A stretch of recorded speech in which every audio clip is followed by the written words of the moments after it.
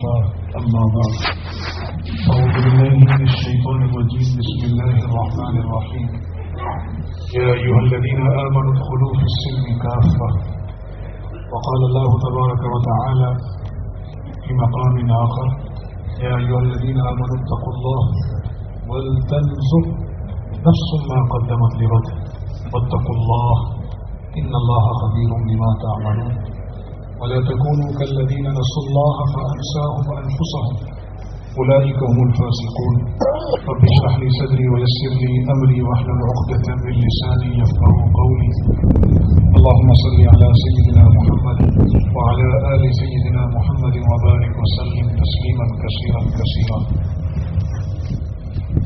اس کائنات میں مادی چیزوں کی گارنٹی ہے، اگر ضمانت نہیں ہے. یہ جو اسپیکر ہے، یہ مائک، اس کی بھی گارنٹی دی ہے بنانے والے نے، اور یہ جو پیچھے مشین لگی ہے اس کی بھی، ہماری جیبوں میں جو موبائل پڑے ان کی بھی سال کی گارنٹی ہے. اگر گارنٹی نہیں ہے انسان کے پاس تو اس سانس والی مشین کی کوئی گارنٹی نہیں کہ کس وقت اور کس لمحے یہ مشین بند ہو جائے. اس لیے اللہ رب العزت نے بہت خوبصورت انداز میں، بڑے تنبیہ والے انداز میں، جیسے استاد شاگرد کو کہتا ہے امتحان سر پہ اپنے امتحان کے لیے کیا کیا، اللہ تعالیٰ نے خاص اہل ایمان کو کہا یا ایھا الذین آمنوا اتقوا اللہ، اہل ایمان اللہ سے ڈرو، اس کا تقوی اختیار کرو، پرہیزگاری اختیار کرو. ولتنظر نفس ما قدمت لغد، ایسا جملہ انسان اگر اس کی گہرائی میں جائے تو ہل جائے. ذرا دیکھو تو صحیح، تم نے اپنے کل کے لیے کیا تیاری کی ہے تمہارے پاس کچھ؟ اب اس آیت کے اس جز کو پڑھنے کے بعد اگلا یہ ذہن نشین رکھنا کہ وہاں دھوکہ نہیں دیا جا سکتا. ان اللہ خبیر بما تعملون، وہاں تم نقل نہیں کر سکتے. تین چیزیں دنیا میں چلتی ہیں، وہ تینوں وہاں نہیں چلیں گی. ولا خلہ ولا بیع ولا خلہ ولا شفاع، نہ وہاں خرید و فروخت چلے گی، نہ وہاں دوستی یاری چلے گی، نہ وہاں سفارش چلے گی. اور اسے دھوکہ نہیں دیا جا سکتا. تمہارے سارے سسٹم میں خلل آ سکتا ہے. اسپیکر میں خلل آ جاتا ہے، کمپیوٹر میں وائرس آ جاتا ہے، پورا ڈیٹا لوگوں نے محفوظ کیا ہوا تھا، دوسرے اس میں گھس جاتے ہیں، اس میں وائرس آ گیا جی، ڈیٹا اڑ گیا. اللہ رب العزت نے جو ہم انسانوں کا ڈیٹا بنایا ہے اس سے کائنات کی کوئی چیز نہ مٹا سکتی ہے نہ اڑا سکتی ہے سوائے اس کی منشا ہے. اس نے ایک طریقہ بتایا اس ڈیٹا کو اڑانے کا کہ اگر تم نامہ اعمال کی سیاہی مٹانا چاہتے ہو، منہ سے کہہ دو استغفر اللہ، نہیں کہہ سکتے تو دل میں ندامت اختیار کر لو، آنکھ سے مکھی کے سر کے برابر آنسو کا قطرہ نکال دو. تمہاری زندگی کے اندر یہ آنسو کا قطرہ اتنا طاقتور ہے کہ ساری کائنات کی سائنس مل جائے ایسا کوئی کیمیکل ایجاد نہیں کر سکتی جو نامہ اعمال کو مٹا دے. لیکن یہ آنکھ کا آنسو کا قطرہ مرنے سے پہلے تم نے نکال دیا. اس میں اللہ نے اتنی طاقت رکھی ہے کہ نامہ اعمال کی ساری سیاہی مٹا دے. وَلْتَنْظُرْ نَفْسٌ مَا قَدَّمَتْ لِغَدٍ، اس کو سوچنے کے بعد اور یہ دیکھنے کے بعد کہ سانس والی مشین کی کوئی گارنٹی نہیں. کل میرے بھائی حضرت کاکا خیر صاحب فرما رہے تھے کہ یہاں آج جو پچھلے سال تھے اب نہیں، جو اب ہیں شاید اگلے سال نہ. اس کمرے میں میں کہہ رہا ہوں یہاں حضرت ہزاروی رحمہ اللہ رحمتم واسعہ جیسی مبارک شخصیتیں ٹھہرا کرتی تھی. یہاں میرے والد محترم یہ ہر سال عمرے میں جاتے تھے، یہ کربو آتے تھے، وہ بھی نہیں. ہماری 27 سال پرانے دوست عاصم فردوس آنے کی تیاری میں تھے، عمرے پہ گئے، اللہ نے لے لیا. تو اس مشین کی کوئی گارنٹی نہیں. پھر سامنے یہ رکھیں وَلْتَنْظُرْ نَفْسٌ مَا قَدَّمَتْ لِغَدٍ.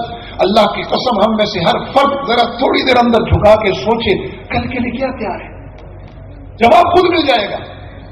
اور عدالت ایسی ہے کہ وہ انصاف بعد میں کرے گی، آپ کو پہلے دعوت دے گی انصاف کی. ایسی عدالت نہیں ہے دنیا میں. اللہ کی عدالت ایسی ہے کہ وہ انصاف بعد میں کرے گی، وہ آپ کو پہلے کہے گی کہ تم خود اپنا نامہ اعمال دیکھو، اور وہ اتنا عجیب و غریب نامہ اعمال ہے کہ انسان پکار اٹھے گا ما لہذا الکتاب، یہ کیسی کتاب ہے، لا یغادر صغیرۃ ولا کبیرۃ، نہ کوئی چھوٹا چھوڑا اس نے، نہ کوئی میرا بڑا عمل چھوڑا، الا احصاها، جو میں بھول گیا وہ بھی لکھا ہے، جو مجھے یاد ہے وہ بھی لکھا ہے، جو مجھے پتہ ہی نہیں کب کیا تھا وہ بھی لکھا ہے، سارا کچھ سامنے ہے۔ اور وہاں حساب کیسا ہوگا، فمن یعمل مثقال ذرۃ خیرا یرہ، اتنی سی خیر کرنے والوں کو اللہ کہہ رہا گھبراؤ نہیں، تمہاری خیر کو کائنات میں کوئی ضائع نہیں کر سکتا، جو تم ذرہ برابر خیر لے کر آؤ گے نا اس کو پاؤ گے، میرے ہاں نا انصافی نہیں ہے۔ ومن یعمل مثقال ذرۃ شرا یرہ، یہ دو آیتیں جہاں حوصلہ افزا ہے وہاں انتہائی خطرناک ہے۔ جہاں اللہ کہہ رہا نا ومن یعمل مثقال ذرۃ خیرا یرہ، یہ تو ان لوگوں کے لیے جنہوں نے زندگی میں تکلیفیں اٹھائیں، ماریں کھائیں، ظلم برداشت کیے، اپنی حق تلفی برداشت کی، لیکن اللہ کا رستہ نہیں چھوڑا، اللہ کو ناراض نہیں کیا، ان کے لیے تو کتنی حوصلہ افزا کی تعداد ہے۔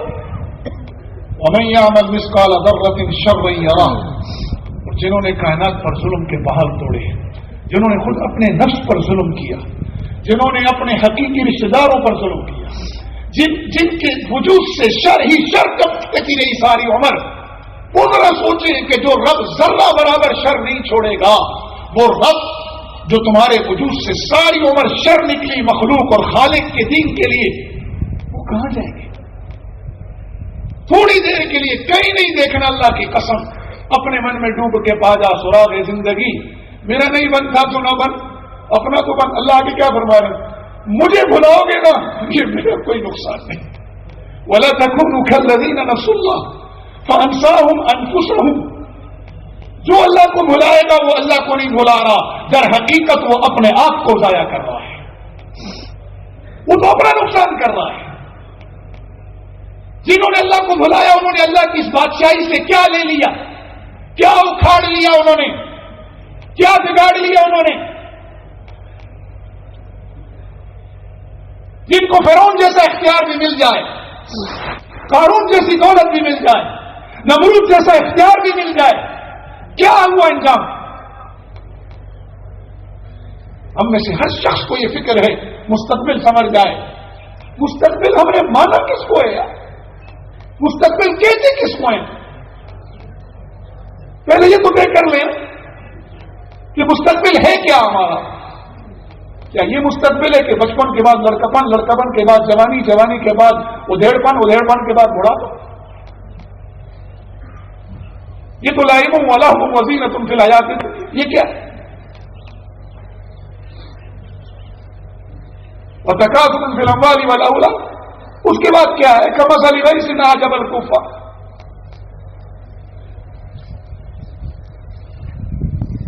یہ زندگی ہماری ہے کیا؟ لاؤ زینت الحیات الدنیا، اور اس کے بعد کیا ہے؟ تکاثر فی الاموال والاولاد، آخر کیا ہے؟ یہ سارے کر لیے، لاپ بھی کر لیا، لاحب بھی کر لیا، جوانی میں سب کچھ مزے بھی اڑا لیے، ہر ایک کو دکھایا میں کتنا حسین ہوں، کتنا جمع مرد ہوں۔ کیا گیا ہے؟ 6 فٹ کی جمپ مارتا تھا میں اسکول میں، ہائیسٹ جمپسٹ تھا اپنے اسکول کا، 40 کی اسپیڈ سے گاڑی سے اتر جایا کرتا تھا۔ میری والدہ مجھے کہتی تھی میرا منا زمین پر پاؤں مارے تو پانی نکال دے، اور آج 6 انچ کا ٹپا سیڑھی کا میں نہیں چڑھ سکتا۔ کل من علیہا فان،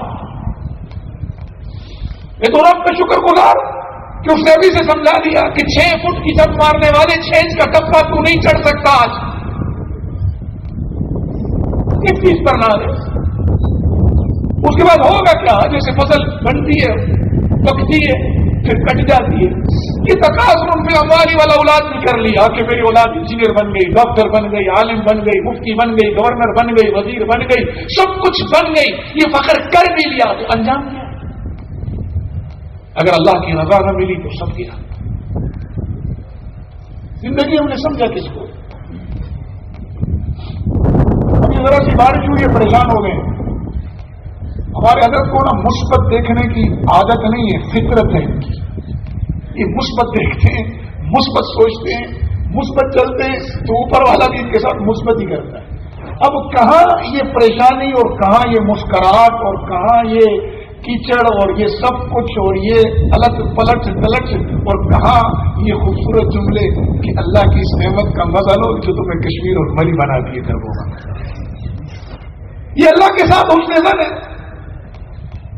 یہ سمجھ لیں اس بات کو کہ انسان پیدا اسی لیے ہوا ہے کہ اس کو پرکھا جائے اور پرکھے جانے کے لیے علم ضروری ہے اور سب سے پہلے پرکھے جانے کے لیے اپنے نفس کا علم ضروری ہے. اسے تو ہم نے پرکھا نہیں, اس کو تو ہم نے جانچا نہیں.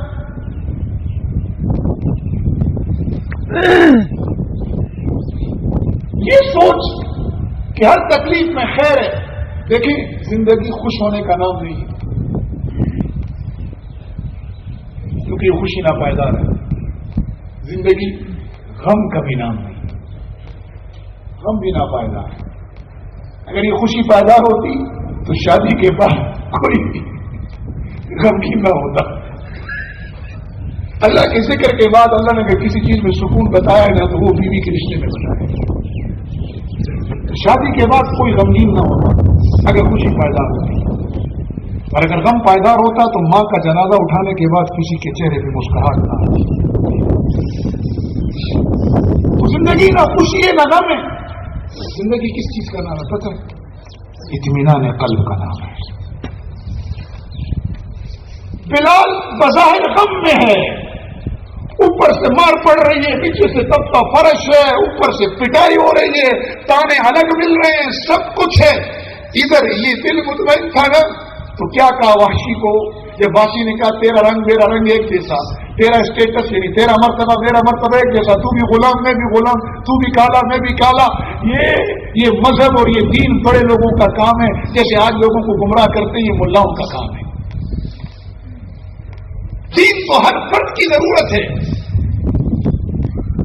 اگر تم اللہ کی مخلوق ہو تو دین تمہاری ضرورت ہے. الا لہ الخلق والامر, کیونکہ دین سکھائے گا اللہ کا حکم کیا ہے. اگر اللہ کی مخلوق نہیں ہو, کسی اور کی ہو, تو پھر تم آزاد ہو. پھر تو اللہ نے کہہ دیا یا معاشر الجن والانس ان استطعتم ان تنفذوا من اقطار السماوات والارض فانفذوا. یار اگر تم اتنے طاقتور ہو گئے ہو, تم خلا میں نکل گئے, تم زمین میں گھس گئے, تم سمندروں کی تہوں میں اتر گئے ہو, تم نے سب کچھ بنا لیا, علم اسپیس بھی تم نے حاصل کر لیا, تم نے سب کچھ کر لیا, تو جاؤ نا پھر اللہ کی زمین کی وسعتوں سے نکل کر دکھا دو. جب مخلوق اس کی ہو تو حکم اس کا چلے گا, اور اس کا حکم کیا ہے؟ وہ دین ہے. دین زندگی نہ خوش ہونے کا نام ہے نہ غمزدہ ہونے کا نام ہے. زندگی اطمینان کا نام ہے, اور یہ اطمینان سوائے اللہ کی اطاعت کے کبھی بھی کہیں بھی کسی طرح بھی نہیں مل سکتا.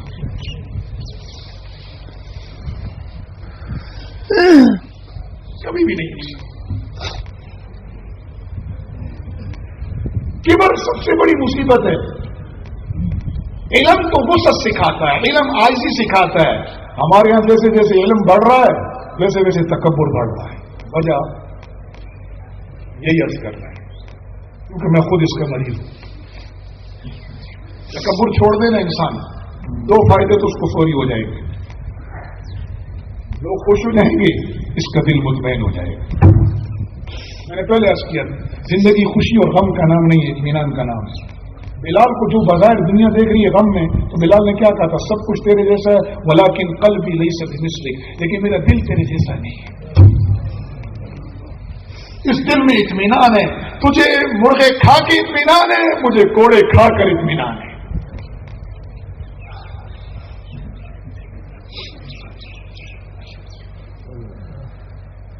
اور زندگی خوشی کا بھی نام نہیں ہے. نبی علیہ الصلوۃ والسلام مکہ فتح ہو رہا ہے, اتنی بڑی خوشی ہے, اطمینان قلب کا نام ہے, اس لیے گردن جھکی ہوئی ہے. جب طائف کا غم تھا تب بھی کہا مولا تو نہ چھوڑ تو کوئی غم نہیں. جب مکے کی خوشی ملی مدد تو نے کی, تو راضی تو سب جہان راضی. کل پرسوں مولانا یوسف صاحب فرما رہے تھے یہاں جمعے میں حضرت رئیس الاحرار کا واقعہ اور حضرت شیخ الحدیث کا. اعمال بالنیات سے شروع ہوتی ہے کہانی, اور اللہ مجھے دیکھ رہا ہے. یہ دین وہی ہے جو صحابہ کے پاس تھا, وہی قرآن ہے. ساری دنیا نے چاہا اس میں تبدیلی کرنا لیکن نہیں کر سکی. اللہ تعالیٰ اول صحابہ کو پھر تعبیم، پھر تبا تعبیم، پھر درجہ بدرجہ یہاں تک ہمارے شیوخ اور ہمارے اساتذہ اور ہمارے مرشد تک سب کو جزائے خیر عطا فرمائے کہ انہوں نے دین بغیر کسی کانٹ چھانٹ اضافے اور کمی کے ہم تک پہنچایا قربانیوں کے ساتھ. دین وہی ہے، دو چیزیں نہیں رہی اس لیے مسائل. دین وہی ہے، قرآن وہی ہے، الحمدللہ رب العالمین سے لے کر من الجنۃ والناس تک وہی ہے. قرآن وہی ہے، کوئی ذرہ بھر بھی تبدیلی نہیں ہوئی اس میں. پھر ہمارے ساتھ معاملہ کیوں مختلف ہے؟ دو چیزیں اور تھیں ان میں، ہم میں وہ نہیں، اور انہی دو چیزوں کو لانے کی محنت کر رہی ہے کہ یہی ایمان و تقویٰ.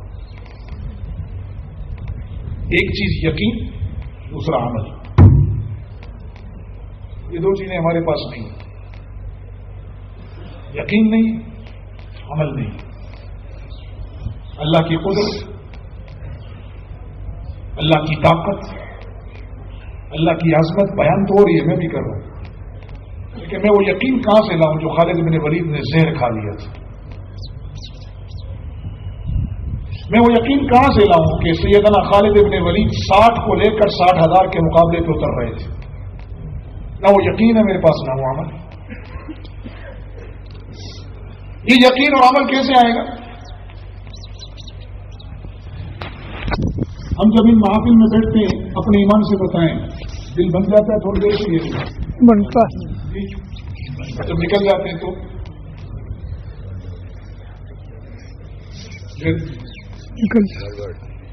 اسی لیے تو کہا گیا نا کونوا مع الصادقین.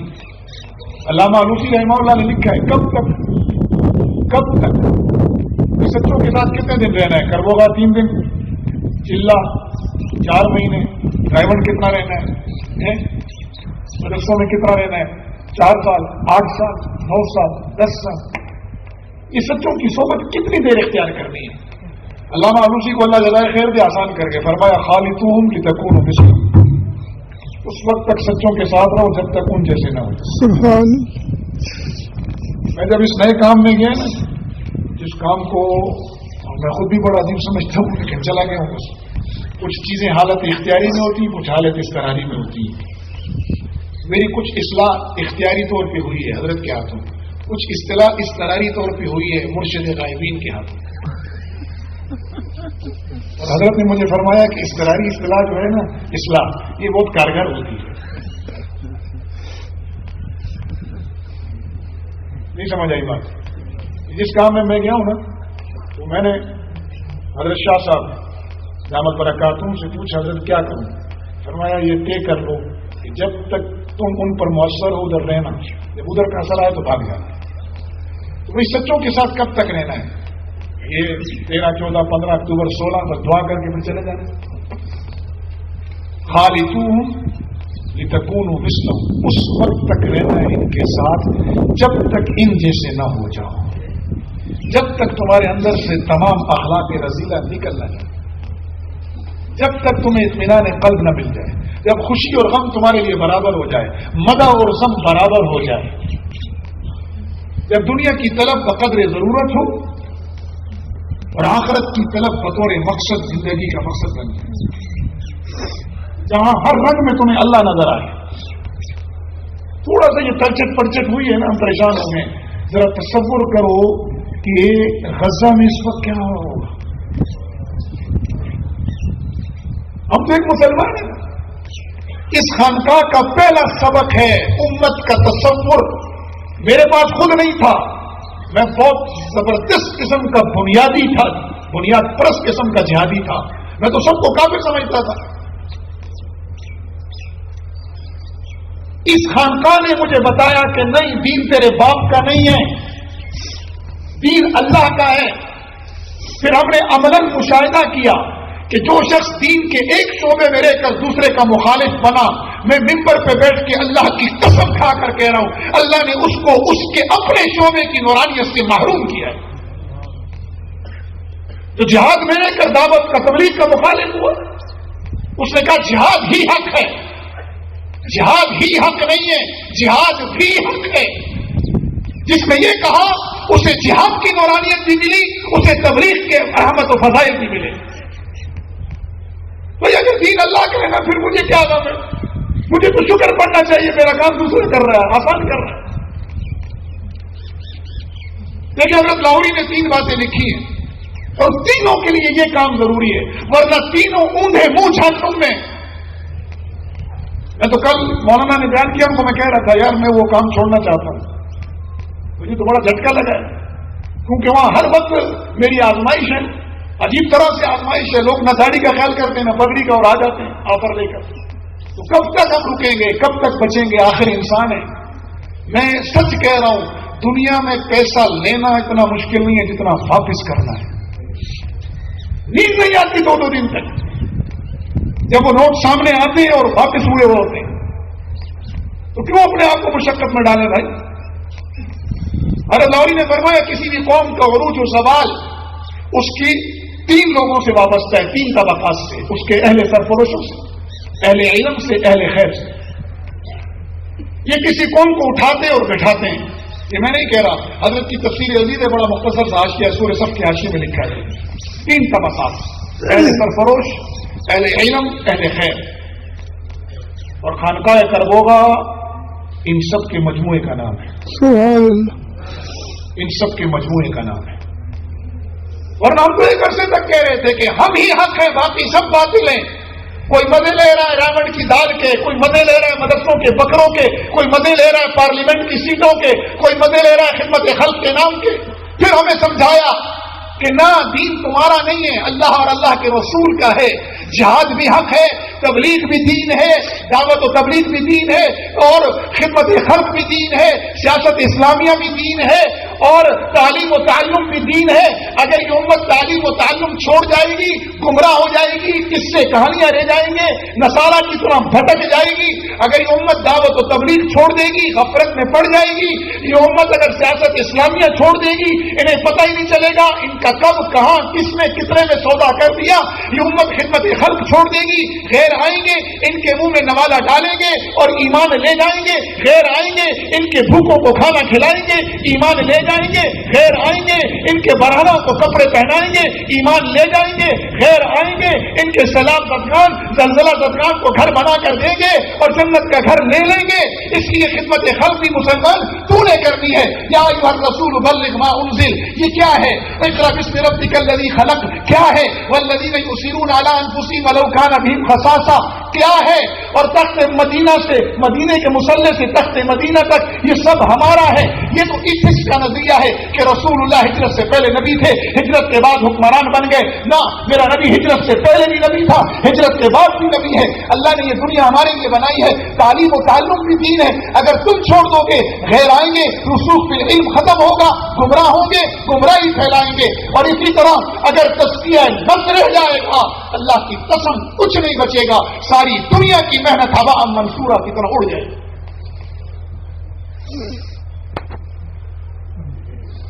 دین ہمارا نہیں ہے، اللہ اور اللہ کے رسول کی امانت ہے ہمارے پاس. اگر ہمارا ہے پھر جو اچھا لگتا ہے وہ کرو. اگر دین اللہ اور اللہ کے رسول کا ہے تو جس کو اللہ اور اللہ کے رسول نے اچھا بتایا ہے وہ کرو.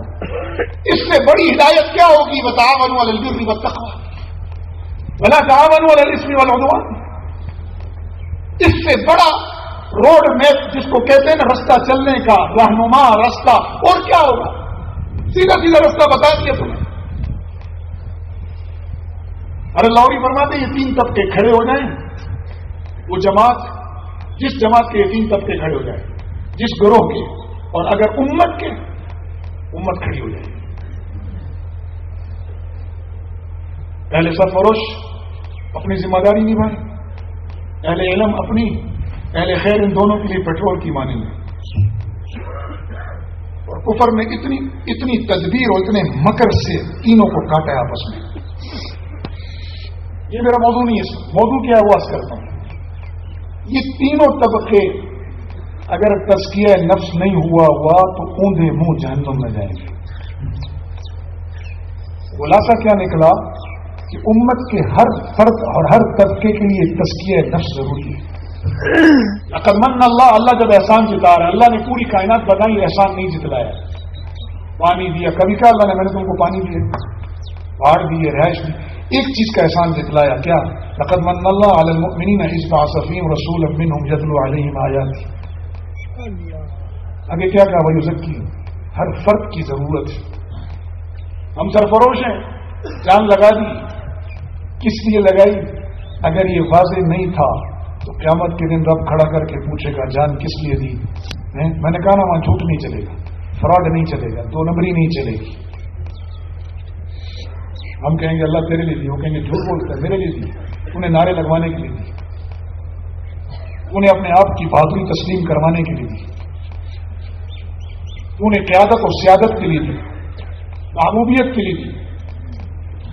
تجھے سیادت، قیادت، نعرے، محبوبیت سب مل چکی ہے، یہاں کیا لینے آیا ہے؟ فرشتے اس کو مجھ جہنم میں ڈالو. اہل علم آئے گا، اس کے ساتھ بھی یہی مکالمہ، اہل خیر آئے گا، اس کے ساتھ بھی یہی مکالمہ کہ تیری سخاوت، تیرا خرچ کرنا تو اس لیے تھا کہ لوگ تیری واہ واہ کریں. واہ واہ ہو گئی، ابھی تک کیا لینے آیا؟ واہ واہ تو ہو گئے نا، جیسے کل حضرت فرما رہے تھے، نعرے تو لگ گئے، واہ واہ تو ہو گئی، داد مل گئی. جب داد مل گئی تو ادھر کیا لینے آیا بھائی؟ وہ بھی اونڈے منہ جہنم میں. اب سوچو ساری عمر سرفروشی میں، علم میں، اور مال خون پسینے لگا کر کمایا، وہ خرچ کیا، اور ملا کیا؟ امت کی پروان اڑان ان تین طبقوں پہ ہے، اور ان تین طبقوں کی اڑان تزکیہ نفس سے جڑی ہوئی. یہی 2 نمبر ہو گئے تو امت اٹھے گی ضرور، لیکن 2 نمبر طریقے سے. جتنی تیزی سے اٹھے گی اتنی تیزی سے دھڑم کر کے گرے گی. اتنا سا مسئلہ، اتنی تیزی سے گرے گی جتنی تیزی سے اٹھے گی. اور اگر من بنا ہوا ہوگا پھر اٹھے گی تو پھر گرے گی نہیں. پھر دونوں صورتوں میں اللہ کا اجر ہے، فیقتل او یغلب، پھر غالب آئیں گے یا مقتول ہو جائیں گے، شہید ہو جائیں گے. دونوں صورتوں میں فسوف نؤتیہ اجرا عظیما. یہ جو حضرت یہاں بیٹھ کر ابھی مثبت باتیں کر رہے تھے، یہ مذاق نہیں کر رہا. جس معاشرے میں جو بات پروان چڑھتی ہے نا، اس معاشرے میں وہی چیز پروان چڑھتی ہے. آج اگر ہمارے میڈیا کے چند اینکر پرسن بیٹھ کر میڈیا پہ پاکستان اور مسلمانوں کی برائی چھوڑ دیں، ان کی خوبیاں بیان کریں، کیا مسلمانوں میں کوئی خوبی نہیں ہے؟ ایسے بےمان اور غلام لوگ ہیں. مسجد سے چپل چوری ہوگی 100 روپے کی یہ خبر ہے، اور 2 کروڑ 10 کروڑ 100 کروڑ ارب روپے کی مسجد مدرسہ بنا، یہ خبر نہیں ہے.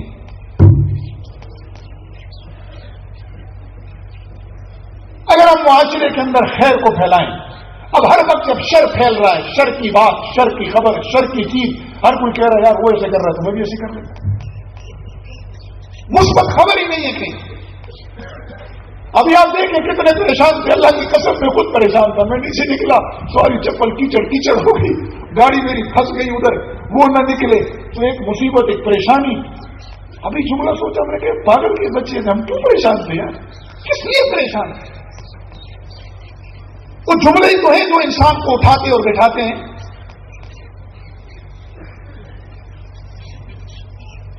جملہ ہی اٹھانا ہو جس میں یرموک کا مار کر پورے کا پورا پلٹ کے رکھ دیا.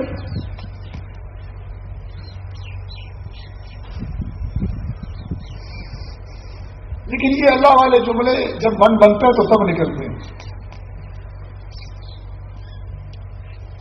میں یہ کر رہا تھا کہ اللہ رب العزت ایسے منصف ہیں جو انصاف کا اختیار خود ہمارے ہاتھ میں دے گی. دنیا میں کوئی نہیں دے گا. یارو کتاب تیار ہو رہی ہے، وَلْتَنْظُرْ نَفْسٌ مَا قَدَّمَتْ لِغَدٍ. دیکھ لو کل کیا کیا ہے. ادخلوا فی السلم کافہ ہے یا نہیں؟ اگر پورے دین کا داخلہ نہیں ہے آج عزم کر، کامیابی تو اس پورے دین پہ ملے گی. آدھا ٹیچر آدھا بٹیر تو دنیا والوں کو پسند نہیں تو دنیا بنانے والوں کو کہاں سے پسند آئے؟ ہمارے حضرت اکثر فرماتے ہیں کاغذ کے شیر سے کوئی نہیں ڈرتا، چاہے کتنا ہی خوفناک کیوں نہ بنایا ہو، کتنا ہی بڑا کیوں نہ ہو. اس مینار سے بڑا کاغذ کا شیر بنا تو کوئی نہیں ڈرے گا، نہیں ڈرے گا. اور اصلی شیر کا بچہ بھی اگر آ جائے نا اس دن ہمارے راستے میں آ گیا، ہم کشمیر سفر کر رہے تھے، اصلی شیر کا بچہ آ گیا، ہماری گاڑی ہمیں روکنی پڑی، اور کاغذ کا شیر اس مینار سے بڑا بنا تو کوئی نہیں ڈرے گا۔ اس کو چوہا، حضرت کا ایک بڑی زبردست مثال دیتے ہیں، چوہا آئے گا نیچے سے پہلے کاٹے گا، پھر دیکھے گا یہ کاغذ کا شیر ہے، پھر پورا کاٹ دے گا۔ تو کفر آتا ہے، ہمیں دیکھتا ہے، چیک کرتا ہے کہ یہ پورے مومن ہیں یا آدھے مومن ہیں، وہ دیکھتے یار یہ تو مومن نہیں ہے، یہ تو جغرافیائی تعصب میں، لسانی تعصب میں، مسلکی تعصب میں۔ جب ہم نے امت کو تفریق اور تقسیم کر دیا تو پھر بابا امت تو اس میں شریک نہ ہوئی نا، پھر تو امت تو نہ رہی۔ امت کدھر ہے؟ امت کدھر ہے؟ جس گاؤں میں جس قوم کی اکثریت ہو وہ اگر متحد ہو، خدا کی قسم آپ اس کو آنکھ اٹھا کے نہیں دیکھتا۔ ہم دنیا میں 1.5 ارب ہیں، امت نہیں ہے نا۔ یا تو ہم سعودی ہیں، قطری ہیں، اماراتی ہیں، پاکستانی ہیں، افغانی ہیں، کشمیری ہیں، یا پھر ہم زبان میں تقسیم ہیں، بلوچ ہیں، پٹھان ہیں، ترک ہیں، عرب ہیں، یا پھر ہم مسلکوں میں بٹے ہوئے ہیں، حنفی ہیں، شافعی ہیں، مالکی ہیں۔ اللہ کی قسم سارے ائمہ جنت میں جائیں گے، انہوں نے رسول اللہ کی سنتوں کو محفوظ کیا۔ ہم اپنا سوچیں جنہوں نے ان سنتوں کو اور ان مسائل کو لے کر فروئی امت کو لڑایا، وہ کدھر جائیں گے؟ جہنم میں، جنت میں۔ انہوں نے تو محنت کی کہ رسول اللہ صلی اللہ علیہ وسلم کی ہر ادا محفوظ ہو جائے، ہم نے محنت کی رسول اللہ صلی اللہ علیہ وسلم کی ساری سنتوں کا بیڑا غرق ہو جائے، امت کو مشکوک کر دو کہ یہ بھی سنت نہیں، وہ بھی سنت نہیں، وہ بھی سنت نہیں، وہ بھی سنت نہیں، یہ بھی کافر، وہ بھی کافر، وہ بھی فلاں۔ میرے جد امجد الرشاد ورشا کشمیری فرمایا کرتے تھے حضرت مفتی شفیع صاحب نے، ہم خواہ لگے رہے، ان کے جملے تو میں نقل نہیں کر سکتا، مفہوم حنفیت اور شافعیت کی فضیلت اور غیر فضیلت پر سب جنت میں جائیں گے۔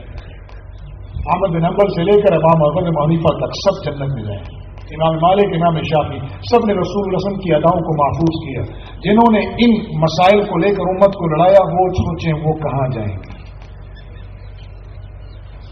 جب ہم نے تقسیم کر دیا تو پیچھے بچا کیا؟ کچھ نہیں بچا۔ ایک تو یہ طے ہو گیا، اہل علم، اہل سرفروش، اہل خیر یہی اس امت کو اٹھائیں گے، اور یہ خود کب اٹھیں گے اور ان کی پرواز حقیقی پرواز کب بنے گی؟ جب تزکیہ نفس ہوگا، اور یہاں یہی محنت ہو رہی ہے۔ کسی نہ کسی درجے میں جڑے رہو۔ دیکھو بیت ہونے کے لیے نا جب مجمع زیادہ ہو جائے تو کچھ لوگ براہ راست ہاتھ میں ہاتھ دے دیتے ہیں، کچھ ہاتھ نہیں دیتے، چادر سے چادر جڑتی ہے، پھر چادر جڑتی ہے، پھر چادر جڑتی ہے، پھر چادر جڑتی ہے۔ کسی کو آخری کونے میں چادر کا کونا نصیب ہوتا ہے، لیکن نصیب ہو جاتا ہے۔ اگر اول درجے میں نہیں کھڑے ہو سکتے، آخری درجے میں کھڑے ہوں، لیکن ہوں ضرور۔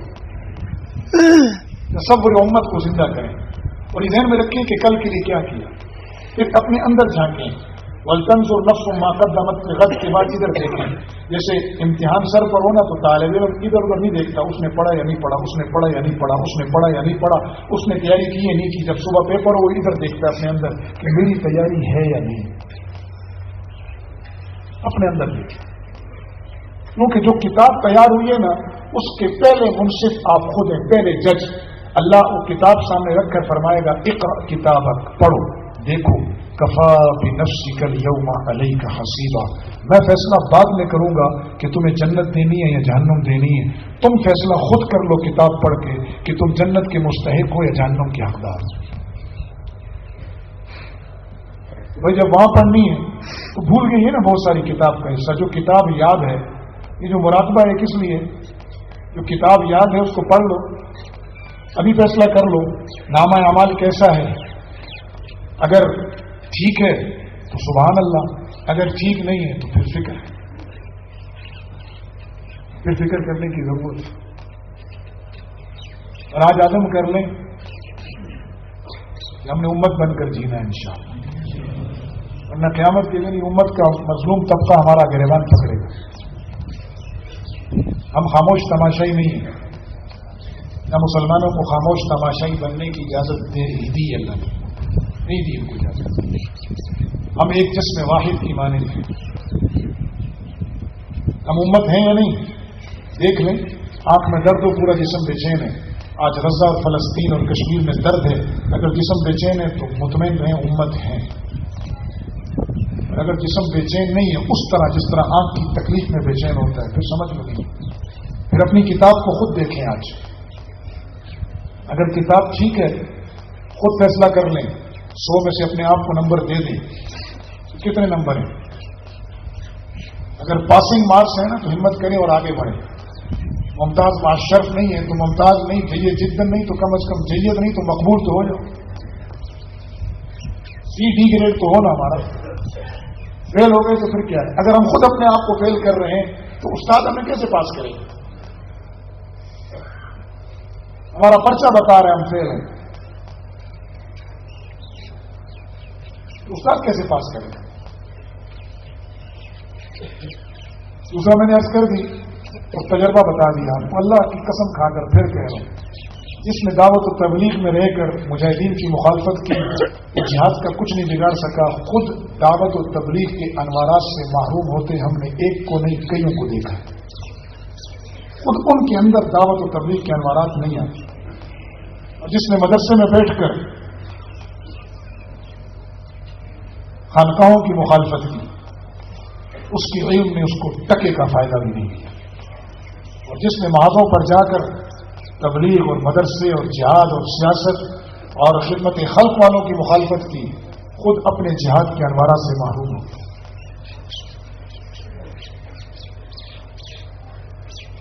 آج عزم کر لیں کہ ہم نے دین کے سارے شعبوں میں اپنا حصہ ڈالنا ہے. اور اس حصہ ڈالنے کے لیے ضروری ہے کہ ہم پہلے خود اپنے آپ کو پرکھیں. ہم نے اپنے آپ کو نہیں پرکھا. اور یہ سمجھ لیں کہ ہماری یہ زندگی ہمارے پاس امانت ہے، ہم سے پوچھا جائے گا. قانون فطرت ہے، جس شاخ پہ پھل ہوتے ہیں وہ جھکتی ہے. کیوں؟ اسے یہ معلوم ہوتا ہے یہ پھل میرا نہیں دوسروں کا ہے. ہم کیوں اکڑے ہوئے ہیں؟ ہم سمجھ رہے ہیں یہ پھل ہمارا ہے. اور اس اکڑ میں ہمارے قدم روک لیے ایک دوسرے سے ملنے سے، ایک دوسرے کا معاون بننے سے، ایک دوسرے کا مددگار بننے سے، ایک دوسرے کے آنسو پہنچنے سے. ضد، تکرار اور وحشت چھوڑ دیں. ہم نے کر کے دیکھیے، سوائے ذلت کے ہاتھ کچھ نہیں آیا. ہم نے 2001 میں ضد اور تکرار اور وحشت کر کے دیکھی، سوائے ذلت کے کچھ ہاتھ نہیں آیا. جہاں ہم ترم خان تھے وہاں ہم بھکاری بن گئے. فتفشلوا وتذهب ريحكم، ہم نے خود دیکھا ہے، عین الیقین نہیں حق الیقین کے درجے میں. ہماری زندگی ہمارے لیے نہیں ہے، دوسروں کے لیے. ہمیں ہمارا حق، ہم ہوتے کون ہیں کسی کو کسی کا حق دینے والے؟ ہمیں تو شکر ادا کرنا چاہیے. یہاں سکھایا کیا جا رہا ہے؟ مغرب کا فلسفہ حق کیا ہے؟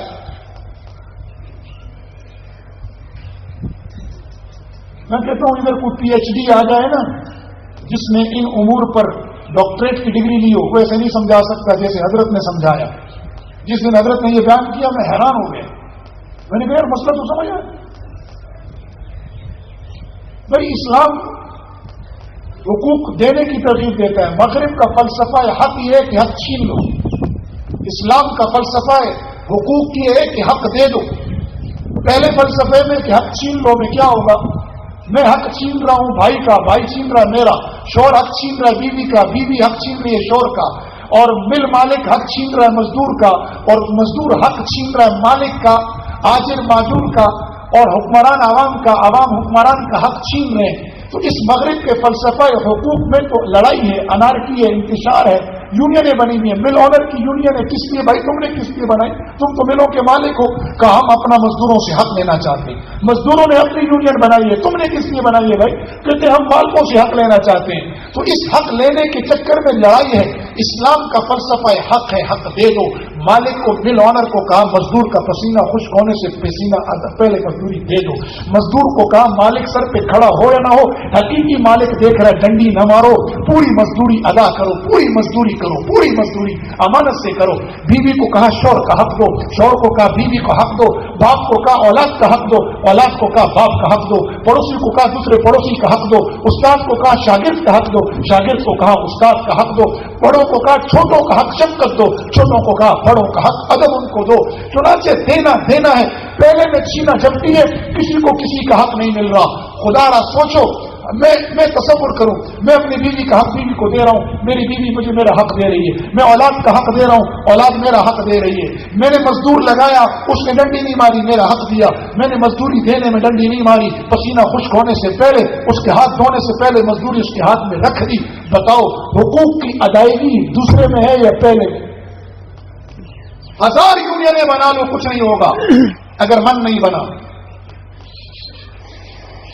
آج کل ایک بیماری اور بڑی ہے, فلاں ناراض ہو جائے گا, فلاں ناراض ہوگا. ہم نے دیکھ لیا سب کو راضی کر کے اللہ کی کوئی ہم سے راضی نہیں ہوا. سارا زمانہ ناراض ہو کروانا چاہیے, مد نظر تو مرضی جانے جانا چاہیے, پھر اس نظر سے دیکھ کر تو کر یہ فیصلہ کیا کیا تو کرنا چاہیے کیا کیا نہ چاہیے. یقین اور عمل, میں اپنی اصل بات کی طرف آؤں بس پھر بات کو ختم کروں. دین وہی ہے یارو جو اللہ کے نبی علیہ السلام نے صحابہ کو امانت دیا, انہوں نے پوری امانت سے ہمیں پہنچایا. 2 چیزیں کم ہوگی, یقین اور عمل. یہ 2 چیزیں جس دن آ گئی اور یہاں محنت کیا یہی ہے, ایمان اور تقویٰ, یقین اور عمل کی محنت. تقویٰ کیا ہے؟ عمل کا نام ہے نا بھائی.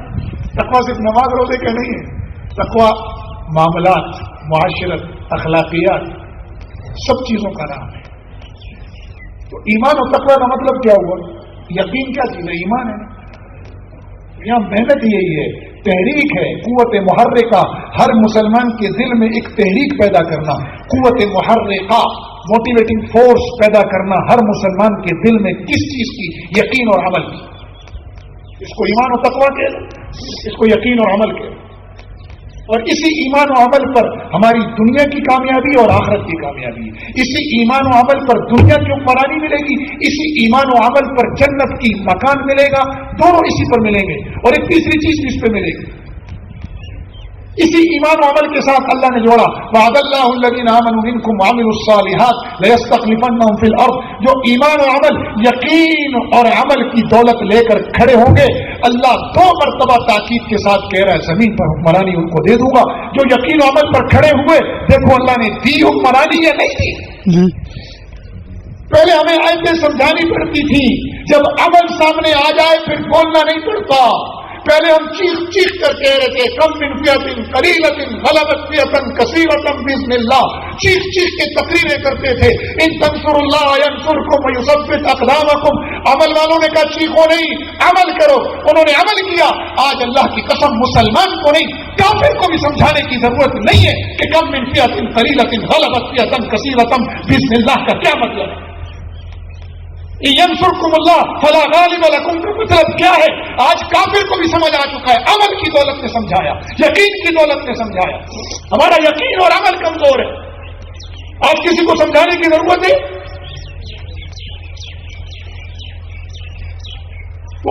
یہ حکمرانی دنیا کی اللہ فرماتا ہے یہ بھی اسی پہ ملے گی. اور جنت, ان الذین آمنوا وعملوا الصالحات کانت لہم جنات الفردوس نزلا. یہی ایمان و عمل, یہی ایمان و تقویٰ, جو چاہے نام دے لو, یہی یقین و عمل. یہ جو 2 دولتیں کر لے گا, یس عمل وہی ہے. دنیا کی کامیابی بھی اسی کے ساتھ جڑی ہے, جنت بھی اسی کے ساتھ جڑی ہے. یہ نہیں کہا کہ جنت کسی اور چیز پر دوں گا تو حکمرانی اس پر دوں گا نا, کہ وہ بھی اسی پر دوں گا, دنیا کی کامیابی اور آخرت کی کامیابی بھی اسی پر دوں گا. کانت لہم جنات الفردوس نزلا. جو یہ 2 چیزیں لے آئے گا, یقین اور عمل, ایمان اور تقویٰ, ایمان اور تقویٰ, ایمان و عمل لے آئے گا, جنت بھی اس کی. پھر اللہ نے جو حد کر دی نا, حد فرمایا جو یہ 3 چیزیں لے آئے گا نا, سیجعل لہم الرحمن ودا, اللہ اسے اپنی محبت دے دے گا. اور جس کو اللہ کی محبت مل جاتی ہے اس کے لیے پھر آپ یقین مانیں جنت اور حکمرانی دونوں چیزیں ثانوی ہو جاتی ہیں. مجھے الفسانی کو کہا کہ حکومت لے لو, کیا نے حکومت نہیں لینی. کیوں منع کیا تھا کہ حکومت لینا کو منع ہے, کوئی بری چیز ہے نا. اس کو اللہ کی محبت ملی ہوئی. یہ تو ہم جیسوں کے لیے جن کو بھی محبت نہیں ملی. اللہ ایمان و یقین کی دولت ہمیں بھی نصیب فرمائے. اللہ تعالیٰ پورے دین کا عمل نصیب فرمائے. آدھا تیتر آدھا بٹیر ہمیں نہ بنائے. اللہ ہمیں ایڈیٹنگ سے محفوظ فرمائے. یہ ہم جو دین میں روزانہ ترمیم کر رہے ہیں نا, یہ بہت خطرناک ہے. اور اس وقت جو کاکا خیل صاحب نے کل بیان کیا تھا, اس کی ایک شکل ہمارے سامنے آئی ہے, اتنی خوفناک ہے, اتنی خوفناک ہے. کہ اس شکل نے اچھے اچھوں کو ہلا دیا اور وہ ہے الحاد کی محنت. ہم لوگ گناہ کیوں نہیں کرتے؟ مخلوق سے شرماتے ہیں. میرا عیب پتہ چل جائے گا، میرے عیب سے ماجد بھائی جو ہے نا وہ جان لیں گے مجھ میں یہ عیب ہے. تو مخلوق کا شرم ہمیں گناہوں سے روکتا ہے. توبہ پر کون سی چیز لاتی ہے؟ اللہ کی عظمت، اللہ کا تقدس، رسول اللہ صلی اللہ علیہ وسلم کی محبت، قرآن کا تقدس، قرآن کے فرامین ہمیں توبہ پر لاتے ہیں. اب محنت یہ ہو رہی ہے کہ گناہگاروں کو باغی بنا دو، مخلوق کا شرم ختم کر دو اور اللہ کی عظمت ختم کر دو. اس کی محنت ہو رہی ہے. اس محنت کے مقابلے میں یہ محنت ہے. اس لیے ہم سب کو اس محنت کو اختیار کرنا ہے تاکہ الحاد ہار جائے اور اللہ کا دین جیت جائے. اللہ تعالیٰ ہمیں اس کی توفیق نصیب فرمائے. آخر دعوانا الحمدللہ رب العالمین.